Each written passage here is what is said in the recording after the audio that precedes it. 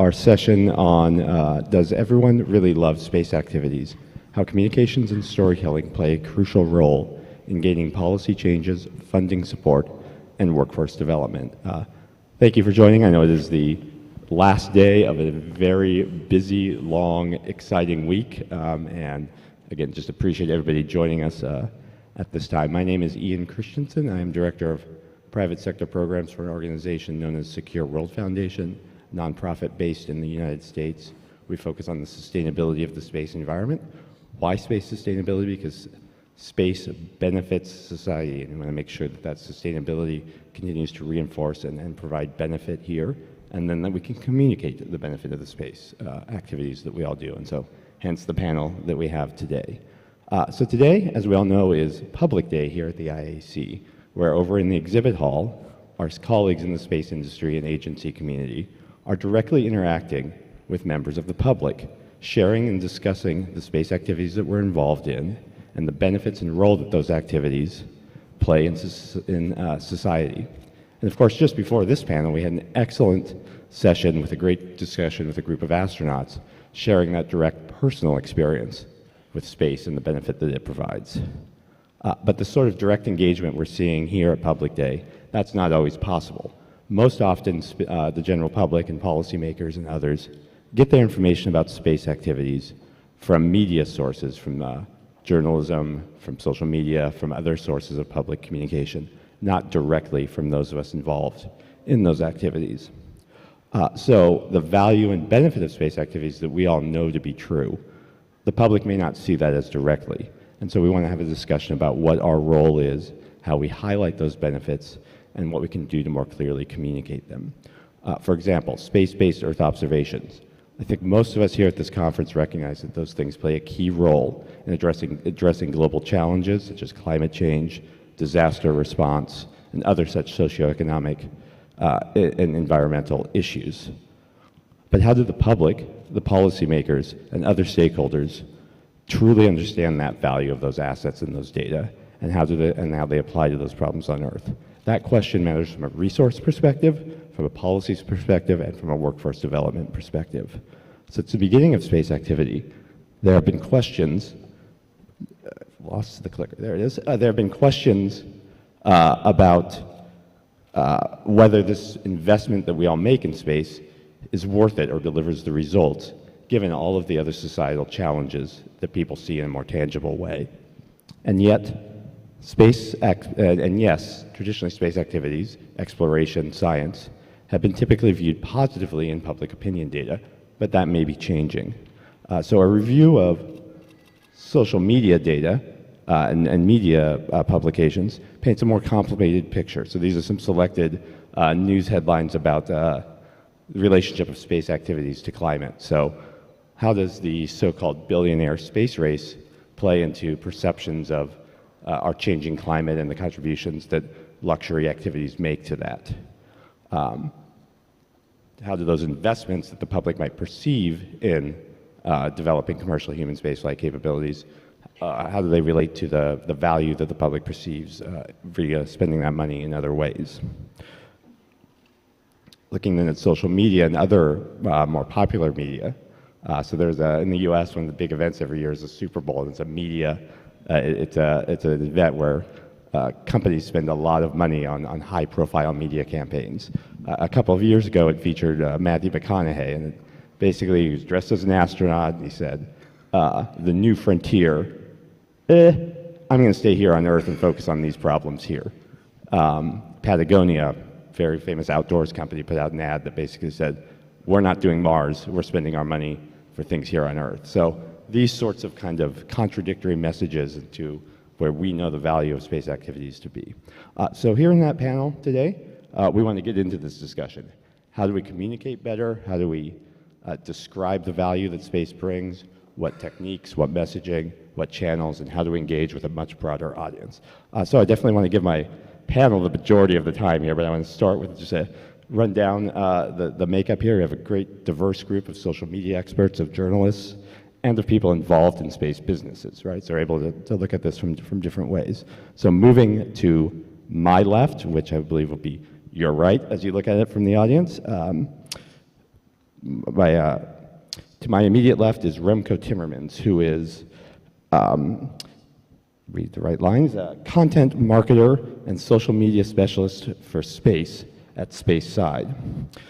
To Remco's left is Camille Bergen, who is a senior business development manager at VAST and also is a very well-known social media influencer under the name @GalacticGal on, I guess I'm supposed to call it X now, right?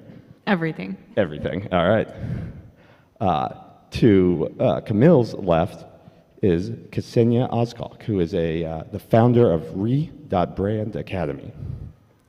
To Ksenia's left is Sergei Stanokin, who is the head of the BBC Global News commercial representatives here in the Eurasia region. And to his left, we have Lei Wu, who is a producer and senior space correspondent at CGTN. So the way that we're going to go about this today is discussion-based. You've seen all the slides that we have to give. We're going to have a conversation, and then we're hopefully going to engage with audience Q&A as we get towards the conclusion of the session today. So Remco, I want to start with you. So as an online marketing and social media specialist focused on the international space sector, can you provide some opening thoughts to the issues that we outlaid here? Do you feel that the space industry is effective at communicating value regarding the use of space assets and data to address some of these global challenges? Yeah, thanks, Ian, for the question. The short answer to that is no. The longer answer is a little bit more complicated, perhaps, because the space industry used to be very good at communicating what it was doing. In the 1960s, 1970s, during the Apollo era mainly, during the space race, a lot of money was put into marketing, into communicating what was going on and who was going to win the space race. After the space race was over, that money was no longer there, but the space industry continued to evolve, yet the perception of the space industry stopped evolving. So when you talk to many people out there in the general public, I'd say, even though I hate that term general public because there is no general public, but to people out there, many people still have the idea that space is NASA, space is the Apollo program, and didn't that finish? So even though I always say there's never been a more exciting time in space than now, nobody knows about it anymore.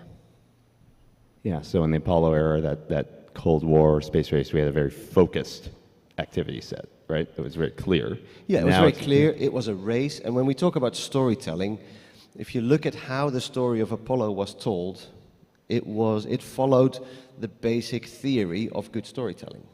There were heroes, there were mentors, there was this challenge, there was a race, and there was a winner. Nobody got to marry the princess, but it ended in a slightly different way, but it followed the principles of storytelling really well.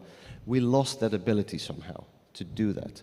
The stories of space, I hate to say it, are boring and are not engaging. All right, well, let's return to that point as we go.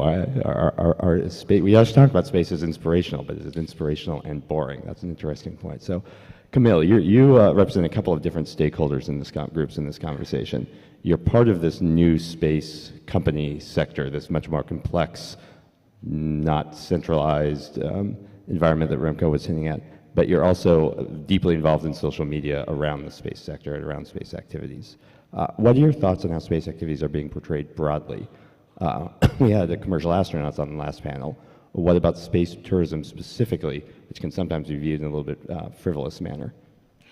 Yeah, so I think kind of building off what Remco said here, space is like either boring and not talked about, or it's talked about from a, oh my gosh, it's only the billionaires going to space, and they're just leaving all of us behind because, like, I'm not a billionaire. I don't think any of us up here are. So we're all going to be left behind, and it's just their playground. And I think, I don't know if you had it up there, but in one of the other panels we've done at an event like this, we've talked about how there's a lot of headlines where it's like it's a billionaire's playground. And then also there's the aspect of it's harmful to the environment. It's harmful to us here on Earth, which, you know, further exacerbates the billionaires leaving us behind problem. But people see it as like a significant contributor to climate change issues. They see it as a billionaire's playground, as I've mentioned 5 times, because people mention it a lot, but what they're not seeing is all the good that space has for Earth and for humanity. I know that part of the little write-up for this panel was about how Earth observation is particularly valuable from the space industry, and people just have no idea that most of the climate change variables that we can study, we can only study from space. All they see is that we're, sending rockets and we're using all the natural resources, and it's like such a huge contributor to climate change. And then the other thing is that, like, in those conversations, we don't have like a lot of data to back them up either. So not only are we like exacerbating the bad, we don't really know how bad it is, because a lot of companies don't really like get into what are your emissions and how much emissions are you releasing from your rocket. So anyways, I think that it's a ridiculous, multifold of issues. But I really see it from like on social media with 500,000 followers, people are just like, I hate space, and it's not the followers, obviously. They're like, oh, we love space. It's everyone else. It's a like, oh, you're wasting time, you're wasting money. Why would we not just spend that money when we have so many problems here on Earth? So a couple things come back there, right? I mean, I would love to get into a conversation of how we respond, or do we respond directly to somebody that says, I hate space? Right? Where's the willingness to engage? What is the messaging that works in that kind of response? I think you've also added another level to the kind of the difficulty of the storytelling narrative here, right? And that if we're not open and transparent about the data and about our impacts, that makes it even more difficult to tell a story. Yeah, and I think when I was like a little baby science communicator, and I would get those hate messages, I would be like so adamant to like, no, are you kidding me? Like, let's talk about all of this. And it just fuels the fire, right? Because they're not like, those types of people that are engaging like that on social media are not like, they don't want to hear the opposite of it. And so I think those aren't the people that we need to be spending our energy on. I think it is directly, I think it's a like whole encompassing problem that we need to solve from a bunch of different angles. Yeah. All right, so Ksenia, I think gonna come to you. I think, so you're an entrepreneur with a decade of experience in marketing and communications, and now kind of focused on the space sector. What would you kind of add to these thoughts that we've started with Camille and Remco here? How do you characterize the problems that the clients that you're working with face in this area? Thank you, Ian. Hello, everyone. And of course, a couple of points have been mentioned before by my colleagues. I just want to add exactly that. Actually, marketing kind of went wrong all the past decades, because space had been always promoted as a byproduct of competition, starting with Cold War, right? Huge race, Soviets versus Americans, who is going first, who is going where, and so on. Second point, then colonization of Mars. We need to colonize Mars, right? Again, competition. And third point, space tourism. Who have more money? Camille mentioned it a few times now, with billionaires going to space. So who is ready to pay more for the upcoming trip? Which company do you want to choose? But the good thing that now the narrative is changing, it's shifting. And finally, I think we're at this time where we can finally portray space as the next chapter of human civilization. And I've seen on the slides from here as well that the topic of climate change, that space technology can help us to combat it. It's just very crucial. And I believe that, actually it's very interesting that humans are kind of funny and interesting creatures, because we always need either a competition to start talking about something or an enemy. And now we have found a new enemy, which is climate change. Is it good or bad? I don't know, but for space communicators, probably there is something positive on that. And recently there was this campaign on Space News that was featuring Greta Thunberg. On the first page, super big there, that she is the next space activist in terms of sustainability. I understand that there have been some concerns within the space community about that, and I get that point, because There have been so many people working in the space community for so many years, promoting the space sustainability and issues on climate change and how space technology can help us with that. And then, just like that, Greta comes and steals all the attention. I get it. It makes sense. But I believe that we should, all communicators here and all the experts in the space field, we should focus on the main goal. And right now, our main goal is actually going big and making much bigger outreach than it is right now.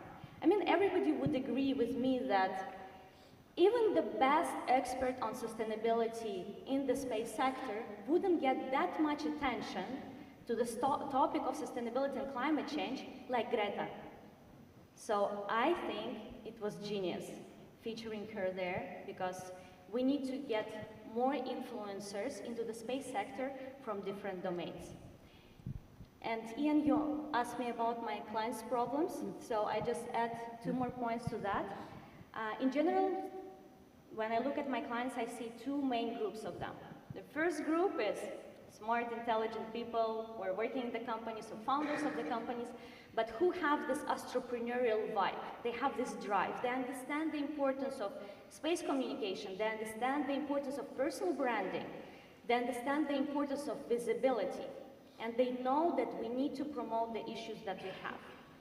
And they're ready to bring their top managers of the companies, engineers, to make them media ready, to give the interviews, to share the stories effectively.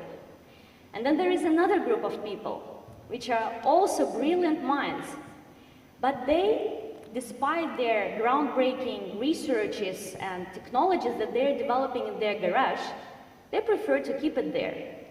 But come on, let's say if you possess a Picasso art piece, if you keep it in the garage with a million other tiny things, what you have instruments there, who would see this piece? Who would see the value of it? But if you put this art piece on the wall in your dining room, when you have so many visitors coming there, their glances just will go on this picture, and like this, the attention will raise. So if you believe that you have a groundbreaking technology, a research that you've done, that took you so many years maybe, don't keep it in your garage. Talk about it. You can't expect that people and media will find you in the garage there. They will, if you tell them that this research and your work exist. Only this will work. Thank you. Thank you. So, going back to where Remco started with this, right? The competition narrative that provided that nice storytelling rubric. Good there, but doesn't, we need to think about that differently, and may not have set us on a path that helps us address the challenges we're talking about here. And then this idea of when to show what you're working on, how to communicate it, not to hide it.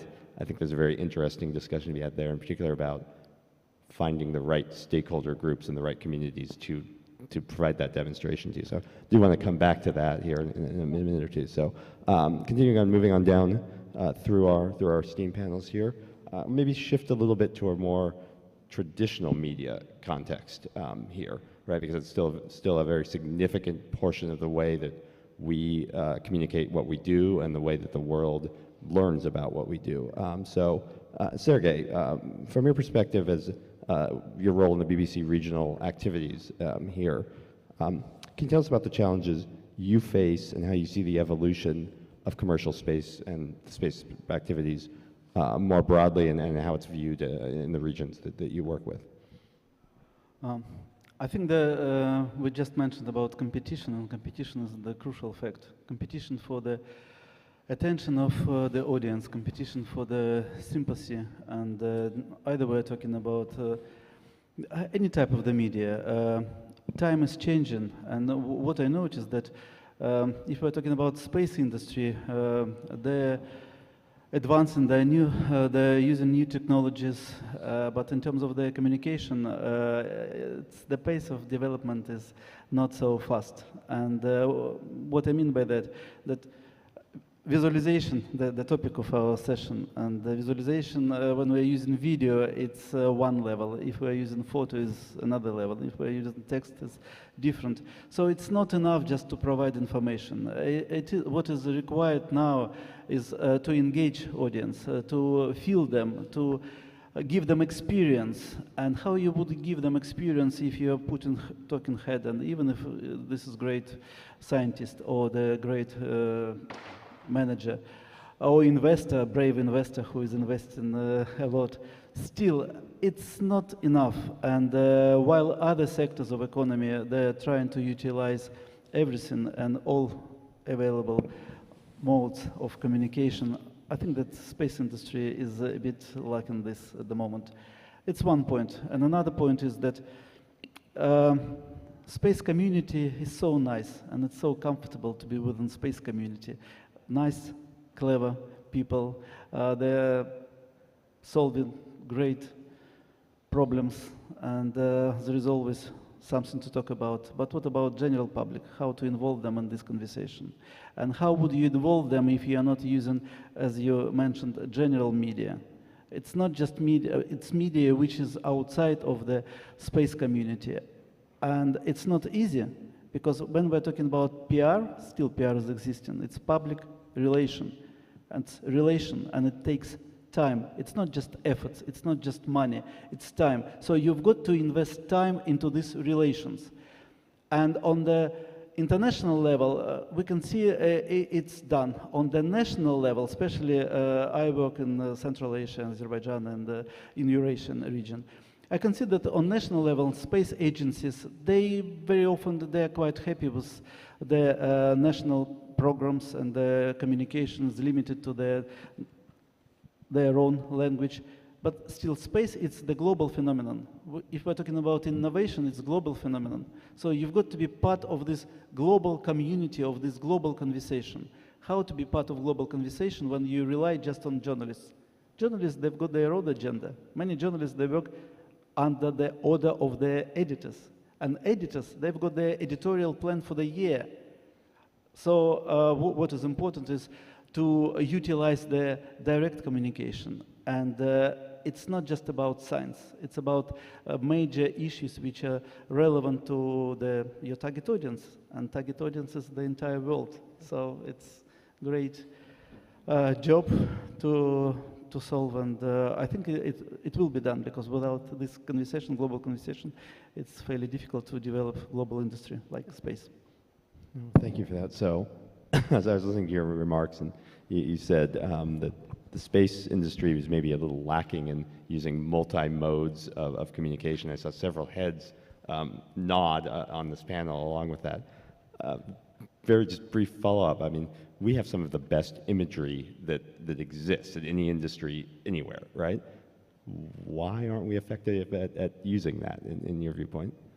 Again, it's fairly difficult, because now normally on global TV, 30 seconds, this is the format. When you're using these great images, how would you format it? So it should be short, but it should be inspiring, informative. And how would you provide knowledge within these imageries? So it's not just image, it's text and repetition. If we're talking about conversation, conversation is great and successful and effective when you repeat the same idea a few times. And if you use just format of interview, nobody will listen for twice your interview, even if you're a great speaker. But then we're talking about corporate branding, we're talking about other formats, and this is commercial formats. When you have 100% control over your communication, it's not done by journalists, right? So you can communicate directly, but you've got to spend not just time, but money for this. And very often, as we just discussed, space industry is not prepared to invest into communication. They invest into the technology, into the personal and the human resources and all the rest, education, but not in communication.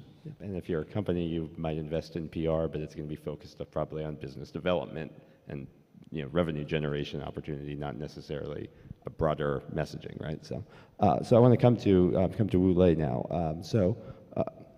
Lei, from your perspective, can you expand on some of the topics that Sergey and actually other panelists have already mentioned? How do you see this issue of space communications playing out in China and other parts of the Asian media? Are these issues similar there? Is there differences?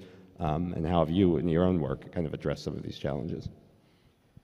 Thank you, Ian, for having me today. And for the communication problem here, I think it's quite similar for not only Asia, but also across the world. We can see an increasing interest and popularity of space technologies, especially today we have manned missions, we have lunar missions, we have a lot of satellite projects, and a growing number of people have shown their interest. But there is a gap between the scientists, the engineers, and the public. We need more creative content to let the public know what is happening behind the huge project. Because sometimes when there are several launches, dozens of launches every year now in China, whenever we see a beautiful launches of rockets and manned missions, people are cheering. Tens of thousands of people will go to the beautiful launch site and cheer for the successful launch. But besides that, I think the public will need more creative content to understand what is happening. What are the benefits of the huge projects? How can the ordinary people benefit from these satellite projects? Because sometimes we need more, as Ksenia told, we need more content creators, we need more journalists, we need more influencers to join this community to let the public know more about the interest and the benefits of the huge projects. And so actually this is my first time at IAC, and during this week-long event, I can really feel the benefits of communication, especially face-to-face communications, and also creativity and collaboration between not only space organizations, space institutes, but also media. And actually this time we had a very good collaboration with Azerbaijan National Television, ASTV. We co-produced a special program. We have invited several high-level distinguished guests, and we talk about the challenges and opportunities facing for developing countries especially. And I think through this kind of creative and collaboration, not only for space agencies, but also media, we can have more creative content for the public so they can have a better understanding about what is happening in the space community. Yeah, so thank you for that, Wu Lei. I think something you said that I'm thinking about there, trying to figure out how we take that broader. So we're here at this conference because we all clearly recognize the value of face-to-face communication and building that understanding, communicating what we're doing, demonstrating output of activities. But that's not scalable, right, to the global community that we're talking about on this panel. So I'm going to ask an unplanned question, but it just came to mind. Do you have any thoughts on how you scale that face-to-face experience or relate that face-to-face experience in a more mass accessible way? Exactly. I think today when we face a lot of challenges, especially for the climate change, we need the space community play a bigger role in addressing these issues.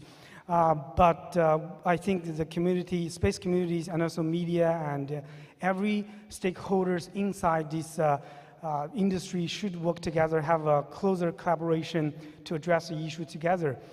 Because it's a very huge problem and no one can solve this individually. That's why all the people need to get together once a year at IAC, and through this week-long event, every people can sit together and to chat with each other, to talk about the problems, opportunities of collaboration, and how do we work together to address the problems together.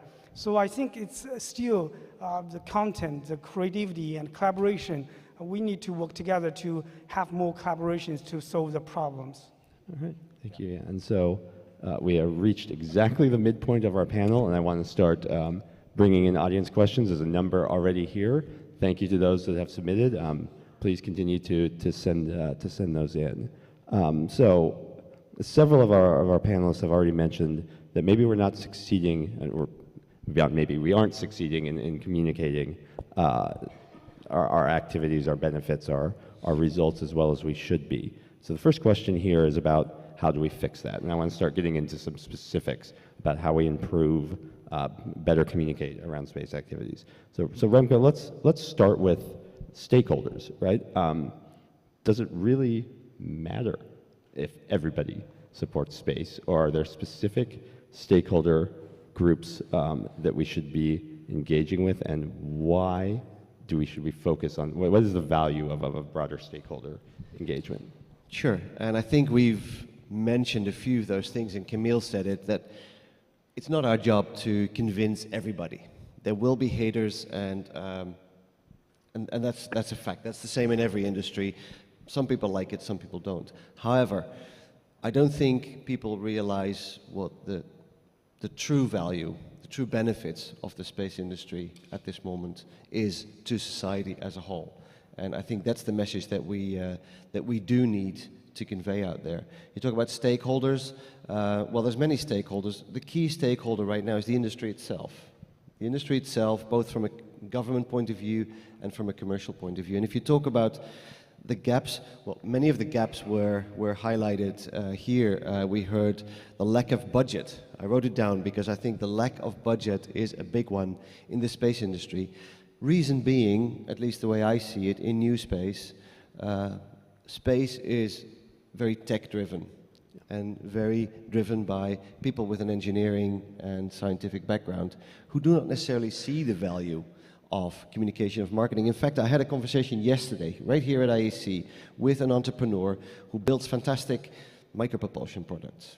I'm not going to mention who it is or what it is, there's several of them here, but he said to me, literally, I don't need marketing because I'm selling to the industry. And they know about micropropulsion, and I only need to talk in my jargon to convince them of my product. And I was taken aback by that.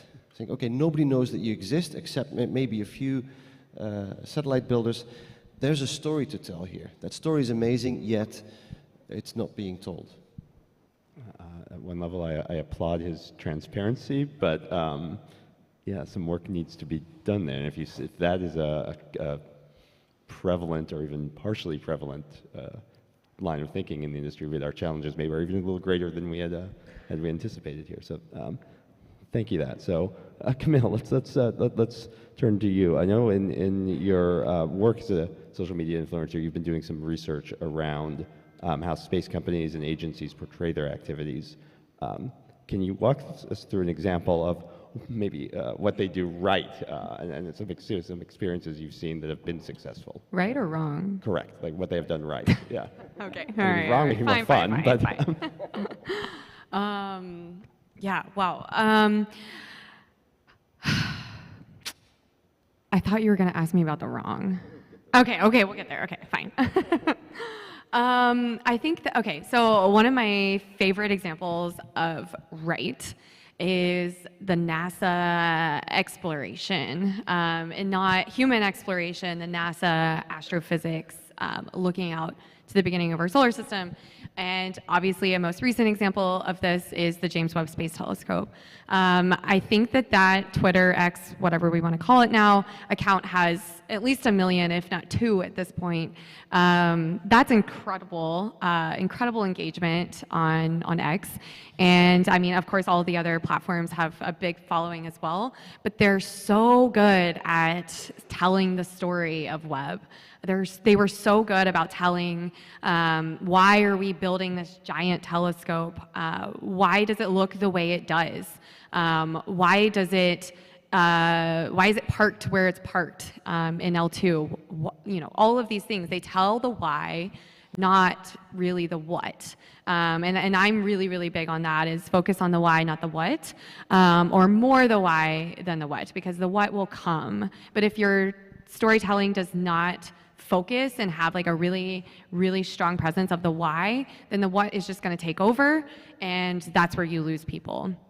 And so I think that Webb does a really good job. Of course, the human exploration side of it, the why Orion, why Artemis, I think it's great, but I personally don't think it's as good as it could be. I don't think it's as good as the Webb telescope has been.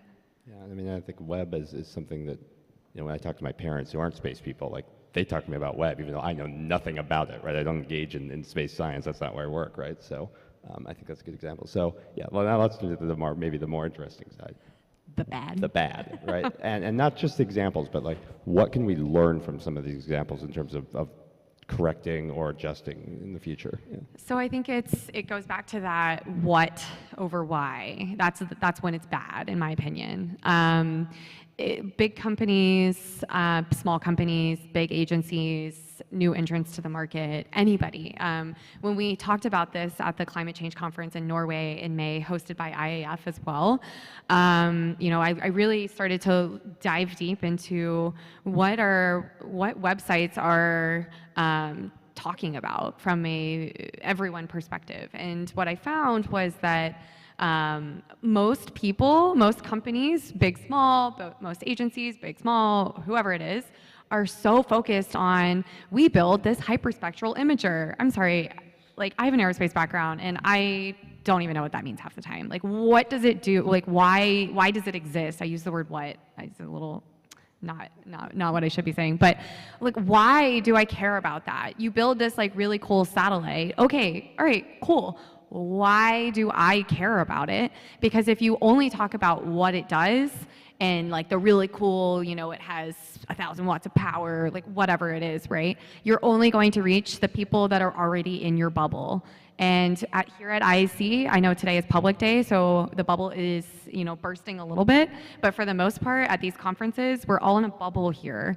And just like you were saying with the micro propulsion system, like cool, but like everyone and their mom has a propulsion company. So really, what does yours do? Why is yours cooler, more important, more efficient, whatever it may be? That's kind of what I'm seeing. Okay, so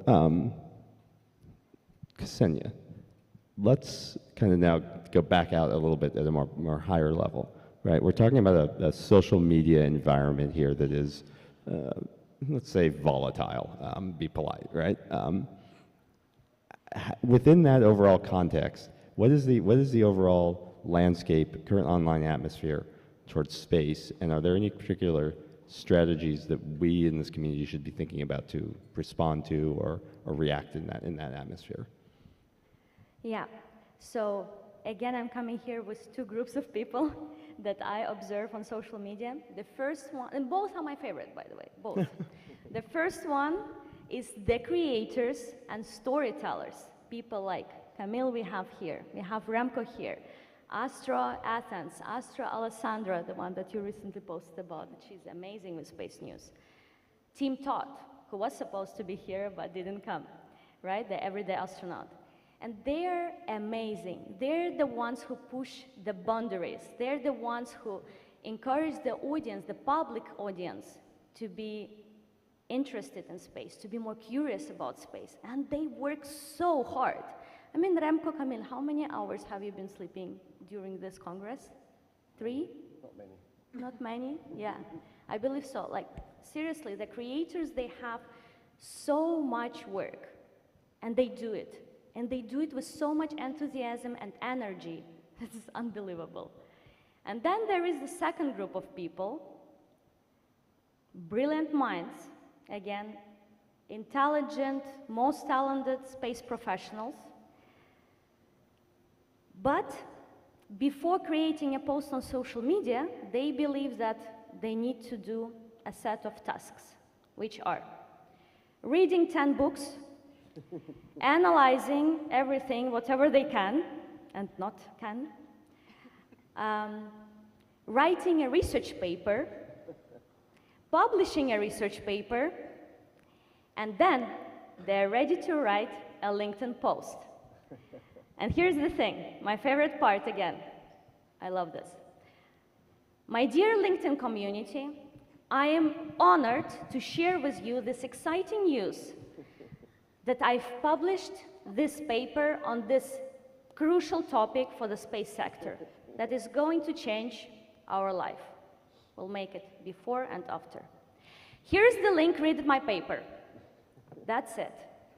And what's happening, what's the result out of that, that the research, the amazing research that this person has conducted over the years maybe even, It stays within the community of scientists and technologists, engineers, and so on.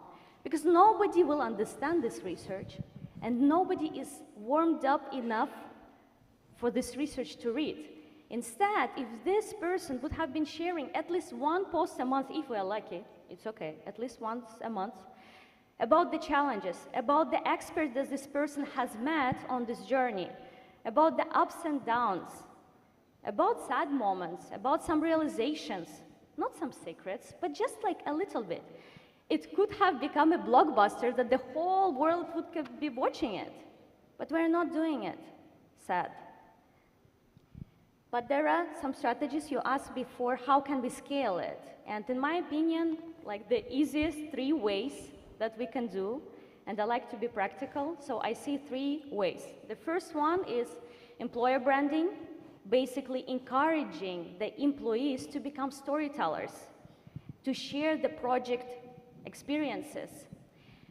And how can we do that? Well, we could facilitate workshops on social media and on effective communications. I mean, come on, you have enough people. And I'm sure that each and every one of us would be happy and willing to go to the companies and do these workshops. Right? Yeah, you're not against, right? Yeah, exactly. So we're ready. We just need a call, one call. But again, I know that as long as it's not written in your contract, nobody's going to do that. So maybe we could collaborate also with HR and see what can be done there as well. Maybe some incentives, some motivations, bonuses for the most motivated storytellers of the company and so on. And of course, guidelines. Because now what I see, that people who are even willing to share, these are my students that are coming to me, they're willing to share, but they're scared. They're afraid of what their colleagues will say. They're afraid of the judgment of their top managers actually as well.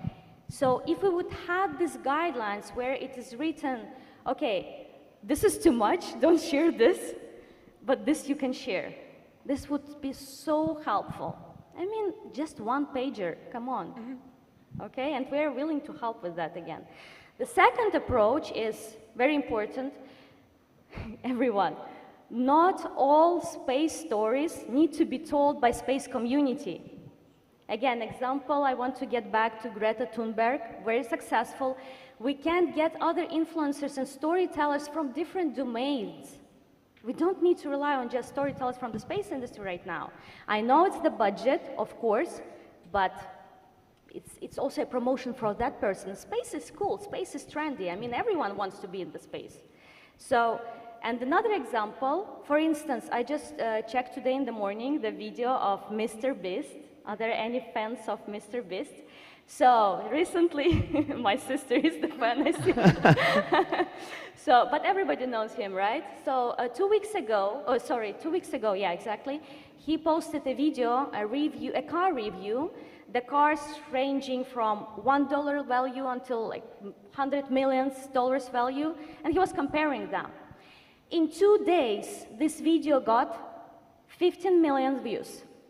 And in 2 weeks, I checked today morning, this is the freshest statistics, 132 million views. I mean, why not bring in Mr. Beast and talk about rockets? How cool would it be?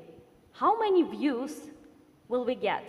And it's not about the views, it's about the outreach. And the third approach is a hybrid one. My favorite phrase is, let's do both. So let's just do both. Let's think more interdisciplinary, attract influences from different industries and bring it to space. And let's encourage our teams, our colleagues to share more. And I just want to add quickly, I love your all your points, but especially the first one. But I also think that like we don't need, if you're in the audience and you're, if you're an engineer and you're like in that group that's terrified to post, it's okay. Like we don't want to like, add to your stress of your everyday job and everything. And you know, working with some organizations right now, I don't need like the junior engineers to be the best science communicators. I need you to be really good at your engineering job. I don't need you know, a mechanical engineer, for example, like to be a really, really, really good science communicator if that's not like your career. I need you to be good at your job. However, there's the bridge of, you know, different levels of storytelling and different levels of communication and different levels of Picassos in your garage that we need to get out, and different strategies we can take to help with that I don't think we have time for in 14 minutes, but I just wanted to add that. Thank you. And I will say that I'm up here moderating a panel on communications in the space industry. If you looked for me on social media, you would find nothing but a LinkedIn profile that has no photo, right? So we all engage in this in different ways. Yeah.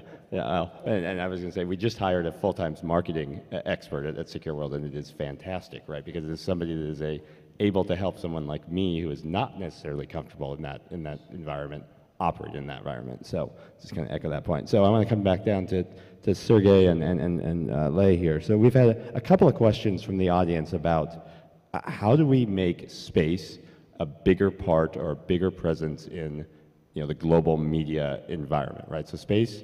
We here, you know, recognize space as an important business sector, but if we look outside, it's a small sector, right? You know, because then you're talking about the automotive industry. I think the total market value of the automotive industry, you know, dwarfs what we're talking about in this industry, right? So, Sergey, coming to you first, what would you say to space companies and space stakeholders here in this room about how do we make it easier for you to translate our activities and engage in this broader media ecosystem?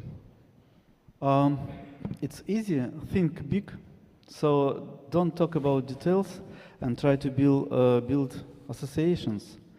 I think this is what is lacking, because nowadays, again, specialists and space community, they're interested in facts, and they're prepared to deal with facts.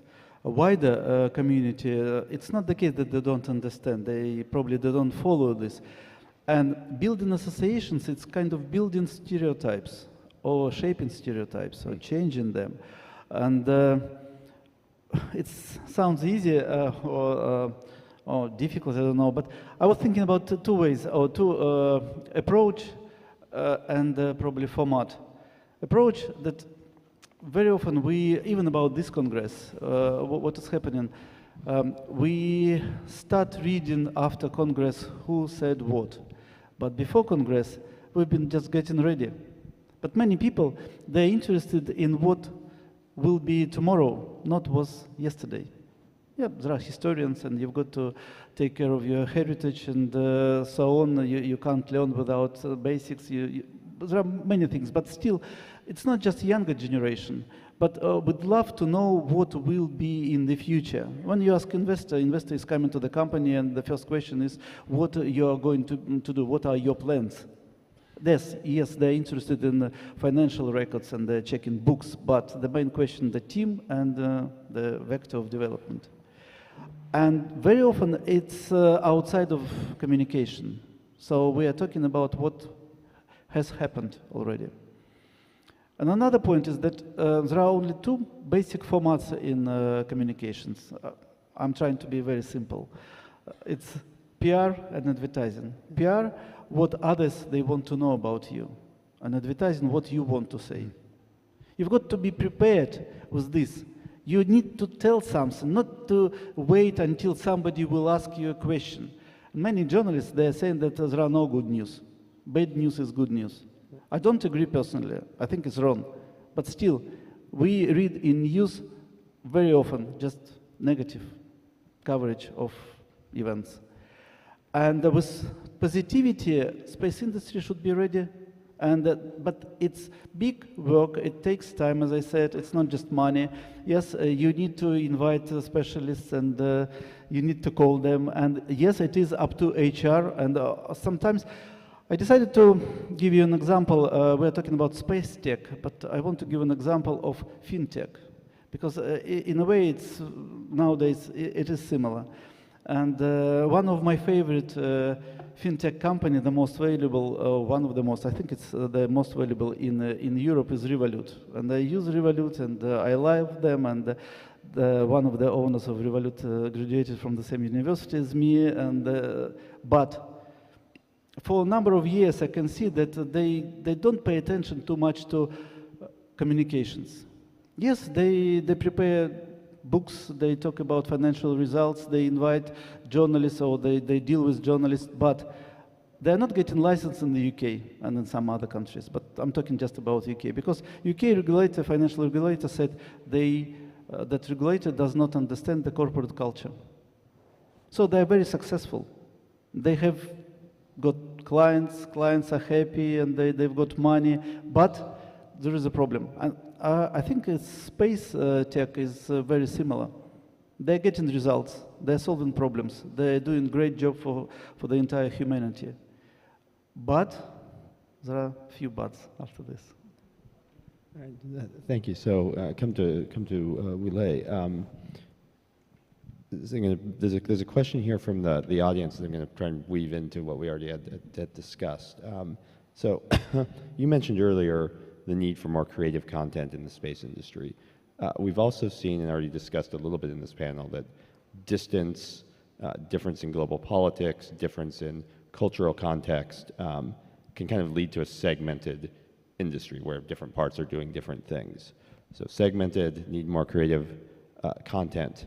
How can we better in the space community talk to each other about solving these issues, and is any of that creative content that you're looking for, would that help us in that challenge? Okay, and actually, yesterday I was at the press conference of Astronaut Committee of the IAF. It was established, very cool, and all the astronauts from different countries sit together and share their stories of flying, orbiting in space and their experience in that microgravity environment. I was really excited to see this kind of experiences and the stories sharing to different people. And here's my point, and I think that we may speak different languages, we have different backgrounds, we live in different countries, but we share the same universe. We are living the same Earth. And all the problems, I think these astronauts, these top scientists, they can sit together, they can find the problems.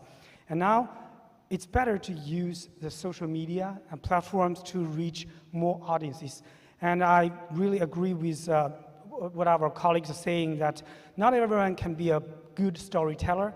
Not everyone has to be a good storyteller, but you do your part, we can do our part. We, from media, not only TV, but also social media platforms, we can work together, and we can help you to reach more audiences through collaboration and through creativity in channels, in content, in different forms of platform.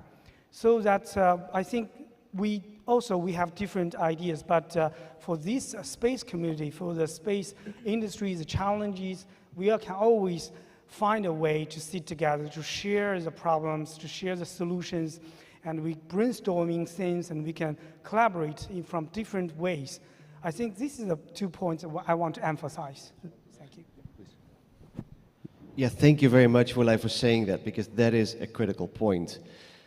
Building satellites and building spacecraft is a skill, is an art, if you like, but so is talking about it. So is the communication about this. Engineers, scientists built these great spacecraft. Professional communicators like us here tell the stories.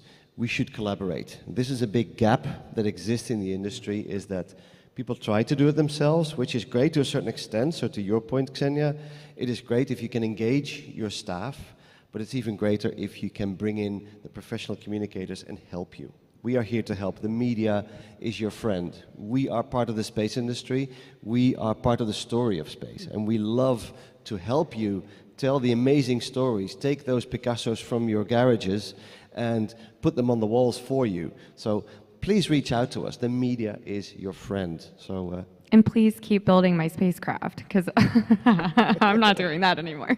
And just like tiny little addition to Ksenia's point earlier is we like working with Greta. So when we, or others, right? So when we went to the climate change conference in Norway, Greta was right over there in Sweden, and she wasn't at the conference. And we really need to be bringing those people in, because we all need to work together, because we have a voice, but they have a voice, and sometimes they're bigger. We need to unite. Yes, we need to unite, and we need everyone to come together. All right. So we have 5 minutes left, and there are way more questions than are here. So I will encourage the communication to continue briefly after the panel, if folks are able. Please approach. I'm going to try to do what I call a lightning round. I want a very quick answer to a few questions here, and I'm going to pick on people. This one I'm going to direct to Ksenia. All right. So there's a question here. So earlier this week we saw, and then this is picking on companies, but we're going to do it. We saw Axiom announce a partnership with Prada, right? An association with a commercial spaceflight company and a luxury brand. Is there a risk that these sorts of partnerships, which are meant to be kind of innovative and broaden into other stakeholders, is there a risk that they might actually heighten some of these perceptions that we're seeing about this is a billionaire's luxury good playground? I just didn't hear very well. Did you mention the collaboration Prada and Axiom Yeah, Space? yeah. Okay, that's correct. I think this is so tasty. Like this collaboration, I think this is just incredible. I mean, how else can we communicate better rather than connecting some haute couture brands with space? Space is trendy, space is cool. Prada is trendy, Prada is cool. I love Prada. Who loves Prada here, please? So I just believe this is amazing. And again, this is a perfect marketing example for me. How can we connect the brand that everybody knows, love it or hate it, doesn't matter, with the topic that needs to be promoted more? So I believe it's great. Yeah, so use it as a point of talk, point of outreach, point of discussion, and yeah, Prada. All right, thank you. So what's next here? So Wu, I'm going to give this one. Wu Lei, I'm going to give this one to you. We talked about face-to-face communication. We've also just emerged, in the last year from the global pandemic, in which face-to-face communication was very, reduced. The question here is. Can we learn anything from that COVID experience and the modalities that we use to improve the communications strategies we use in reaching a virtual audience in the space sector? Communication strategies? The question again? Yeah. So can we learn anything from how we communicated during COVID without being able face-to-face to apply to reaching a larger virtual community with space communications? Yeah, actually, this time there are over 100 people from China showing at IAC after the pandemic. You just mentioned the pandemic, because over the past 4 years, international travel is very difficult for them to meet many friends and in person. And this time, I can see it's very excited for all of them to meet their old friends and new friends, and especially also I meet Ksenia and also Ramco in Norway this May, and we helped each other. I think from the space community and from our media perspective, it's very good to meet in person, to talk to face, and we can help each other. We can, help each other reach the people we want. Because on the other day, Ksenia is going to interview the president of the Turkish Space Agency. I didn't know that, and with her help, I talked with him later. I think also Ramco helped me a lot in Norway. I think we can have a lot of exchange in the collaboration, help each other to reach the people we want, especially through this kind of face-to-face communication. I think this really means a lot for both of us, for all of us, to reach more audiences, because I got over 1 million fans, followers on social media. She got over 1 million, and together we reach more 2 million audiences. I think this kind of channels, we can work together to reach more people. All right, very good. So unfortunately, we are under the minute, so I want to just go down the line, go down the panelists just in order here. the one thing that you would suggest to the audience that has listened in terms of a strategy, a technique, a messaging model that would help us address some of the complexities we're facing here? Very brief, have a budget for marketing and communication and use these people here.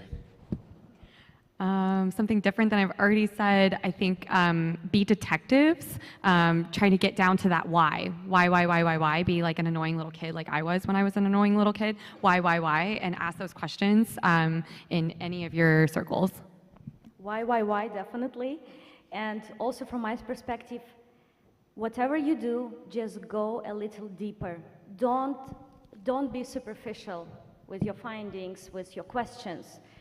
Try to discover the hidden spots because they're the most mysterious ones, and those spots are the ones that everybody wants to hear. Don't ask the same questions to the astronauts.